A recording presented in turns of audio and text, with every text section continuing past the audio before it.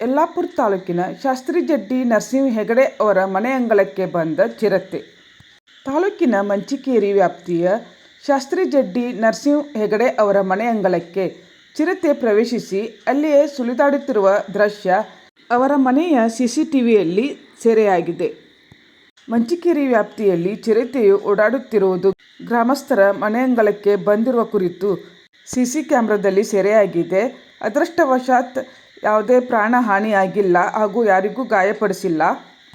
ಮೇಲಧಿಕಾರಿಗಳೊಂದಿಗೆ ಚರ್ಚಿಸಿ ಸೂಕ್ತ ಕ್ರಮ ಕೈಗೊಳ್ಳಲಾಗುವುದು ಎಂದು ಅರಣ್ಯಾಧಿಕಾರಿ ಅಮಿತ್ ಚೌಹಾಣ್ ತಿಳಿಸಿದ್ದಾರೆ.